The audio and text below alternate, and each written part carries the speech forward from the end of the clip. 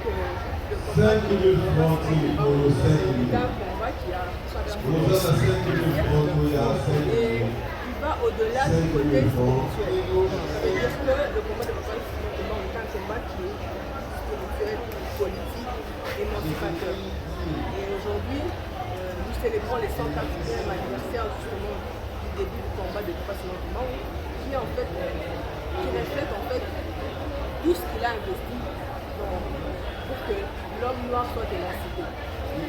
Il a combattu dans un contexte colonial où l'homme noir était considéré comme un animal.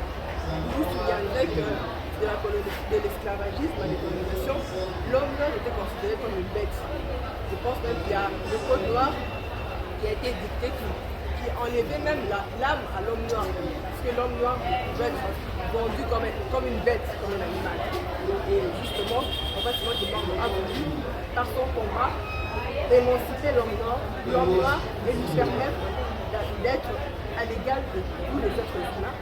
Et c'est cela qui a fait qu'il a subi cette évolution. Donc aujourd'hui, nous célébrons ce combat. Nous célébrons à travers ce combat la conscience africaine qui fait qu'aujourd'hui, nous soyons fiers d'être des Noirs, nous soyons fiers d'être des Congolais. Et à travers le combat de l'oppression humaine, nous puissions également, dans le contexte dans lequel nous vivons, pouvoir lutter pour nous émanciper, nous développer, être également fiers de ce que nous représentons. J'ai toujours dit que les guerres fratricides peuvent être difficiles, mais il y a un point commun qui unit les Kimbangu, c'est qu'ils ont un descendant qui a toujours prêché l'unité, qui a toujours prêché l'amour, qui a toujours prêché la solidarité.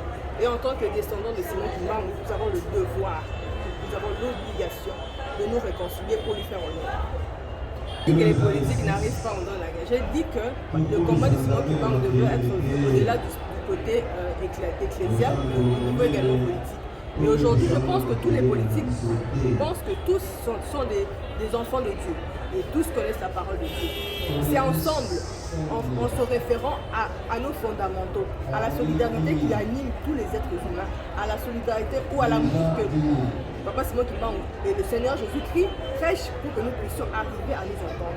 Nous devons mettre de côté tous ces clivages politiques qui font que nous ne pouvons pas parler d'une même voix. Quand il est essentiel aujourd'hui que nous puissions parler d'une même voix pour arriver à résoudre le problème que nos frères ou que le Congo vit à l'est de son monde. Il est important aujourd'hui que nous soyons solidaires, que nous soyons unis, que nous soyons un, pour qu'ensemble nous puissions mettre fin à toute cette horreur qui se passe à l'est, à tout ce qui se passe en termes de combat ou encore de la désolation qui sévit à l'est de notre pays. Je suis une femme, je suis une mère, je suis une sœur et je suis une fille pour certains qui sont là-bas. Et ça fait très mal de voir que nos frères, nos mères, nos pères ou encore nos enfants subissent à l'est de notre pays. Donc aujourd'hui, le message c'est un message d'amour, un message de solidarité, un message de prise de conscience. Quand on parle de la conscience africaine, nous devons aller au-delà de notre village, nous devons être un pour que notre pays se développe, pour que nous soyons ce grand éléphant que tout le monde attend et que le Congo se relève. Et pour qu'aujourd'hui, que nous puissions être les numéros 1 en Afrique et pourquoi pas dans le monde.